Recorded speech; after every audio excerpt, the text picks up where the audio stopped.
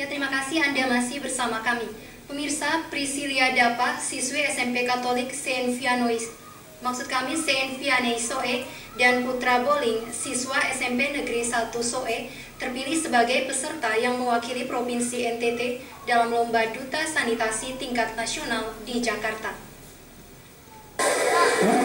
Priscilla Dapa, siswi SMP Katolik Saint Vianney Soe, menyabet peringkat 1 Duta Sanitasi kategori Lomba Karya Tulis, dan Putra Boling, SMP Negeri 1 Soe, menyabet peringkat 2 kategori Lomba Menggambar. Kedua siswa ini berhak mengantongi tiket ke Jakarta untuk mengikuti ajang lomba tingkat nasional. Kepala Dinas PPO Kabupaten Timur Tengah Selatan, Aba El Ani, di ruang kerjanya Selasa pagi menerima kedua siswa didampingi rekan siswa lain dan kepala sekolahnya.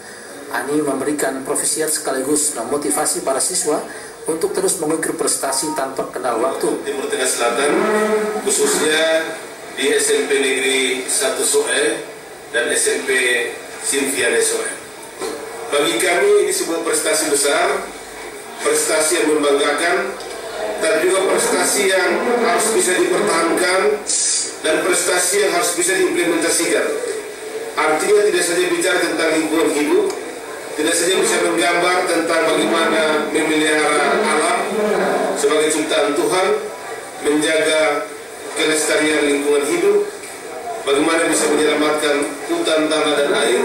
Tapi yang terpenting adalah kedua siswa juga diberi kesempatan mempresentasikan hasil karya tulis dan menggambar saat mengukir prestasi di tingkat provinsi NTT.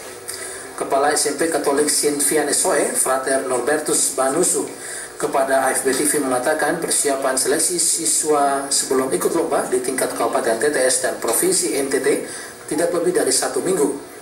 Namun sekolahnya berhasil menetapkan 3 siswa mengikuti perlombaan tersebut. jadi kurang lebih beberapa hari saja mereka menulis tulisan itu masing-masing, boleh kumpulkan, dan kami berikan kesempatan untuk presentasikan masing-masing orang kurang lebih 10-15 menit, dan itu yang menjadi pegangan kami untuk memilih mereka mengikuti perlombaan di tingkat kabupaten maupun di hasilnya juga dikemukakan Kepala SMP Negeri 1 Soe, Kasterina Raja.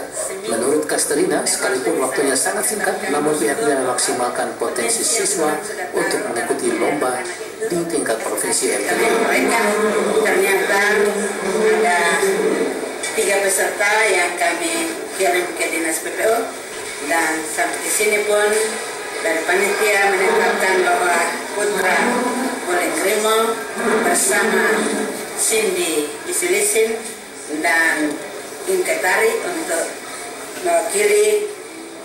Kedua kepala sekolah ini mengaku tengah mempersiapkan kedua siswa untuk bisa mengukir prestasi lagi pada ajang lomba duta sanitasi di tingkat nasional. Paul Celerek, AFP TV melaporkan. Pemirsa, pemerintah Kabupaten Timur Tengah Selatan tahun 2014 memusatkan proses pengadaan barang dan jasa pemerintah pada unit layanan pengadaan atau ULP. Kebijakan Pemda TTS ini juga didukung dengan perangkat layanan pengadaan secara elektronik. Untuk mengeliminir persoalan pengadaan barang dan jasa pemerintah yang terjadi pada tahun-tahun sebelumnya, pemerintah Kabupaten Timur Tengah Selatan di bawah kendali Bupati Paul Mela pada tahun 2014 mengambil langkah memusatkan proses pengadaan barang dan jasa pemerintah pada unit layanan pengadaan.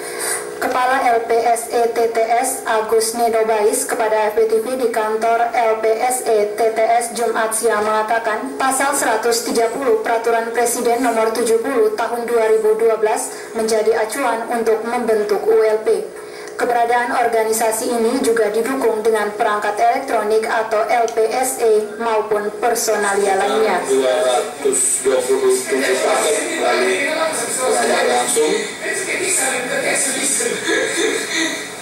yang dilakukan, yang 200 juta ke atas ini yang dilelang secara elektronik itu sekitar 146, terus purchasing sekitar 9 paket. Purchasing itu pembelian secara langsung, jadi LKPP tanda tangan kontrak payung dengan pabrik atau distributor. Kita semua di seluruh Indonesia, KLDI tinggal klik untuk beli saja. Jadi kontrak tahun. Agus mengatakan kini ULP TTS mulai melakukan proses pelelangan barang dan jasa pemerintah. Dari 1.169 paket proyek yang dianggarkan dalam APBD 2014, sebanyak 404 paket melibatkan media ULP, sedangkan sisanya yakni 769 diproses oleh SKPD. Sampai saat ini baru 164 paket yang masuk di LPSE. Dari 64 SKPD yang ada, 28 SKPD sudah memasukkan dokumen untuk diproses lelang, itu pun belum separuhnya, sedangkan 36 SKPD lainnya belum sama sekali. Paul Celerek, AFB TV, melaporkan. Pemirsa, terdakwa Maria Lina yang menuntut keadilan atas tuntutan yang dilayangkan jaksa. Statusnya sebagai staf di kantor yang hanya melaksanakan perintah atasan dalam kasus kegiatan fiktif di kantor Departemen Agama NTT. Dengan harga per tiket sebesar 50. Sidang kasus dugaan korupsi di Departemen Agama NTT dengan terdakwa Maria Lina kembali digelar di Pengadilan Tipikor Kupang Selasa. Maria Lina terlibat dalam 18 kegiatan perjalanan fiktif di kantor ini. Dalam sidang dengan agenda pembelaan terdakwa ini, Maria Lina melalui kuasa hukumnya Yanti Siubelan menegaskan bahwa dia hanya staf yang hanya melaksanakan perintah atasannya. Atas perintah atasannya, Maria Lina membagikan upah per kegiatan perjalanan fiktif ke seluruh staf Kanwil Agama. Terkait tanggungan kerugian negara sesuai temuan BPKP, Maria Lina hanya bertanggung jawab mengganti uang senilai 180 juta rupiah atas pembagian yang diatur oleh tersangka Frank Sega selaku mantan Kanwil Agama NTT. Selain Maria Lina, staf bendahara yang juga diwajibkan untuk ikut membayar kerugian negara adalah terpidana Sebastianus Balu selaku bendahara, Herman Mada dan Damianus Wea selaku PPK untuk menggenapi kerugian negara sesuai temuan. Sementara itu, berkas tersangka Frank Sega hingga saat ini belum dilimpahkan ke Pengadilan Tipikor Kupang untuk disidangkan. David Wilson, AFB TV melaporkan.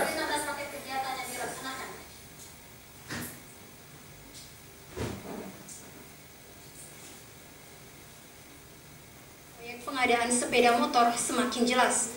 Mengikuti arahan Bupati, panitia tender memenangkan pengusaha yang sudah disiapkan.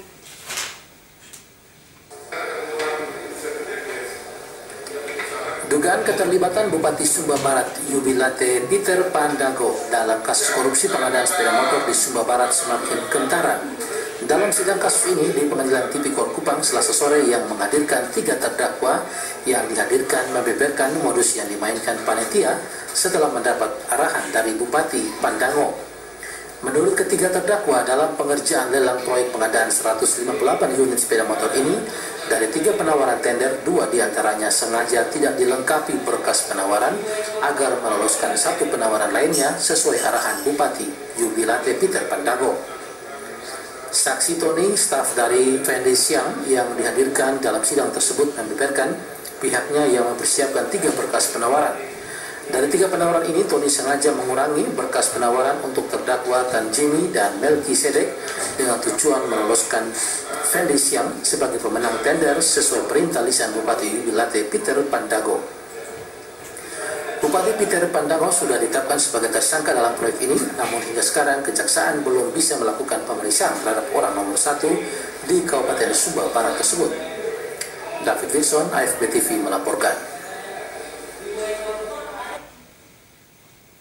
Ya pemirsa, dengan berakhirnya berita tadi, berakhir pula kebersamaan kita dalam Berita Kota hari ini.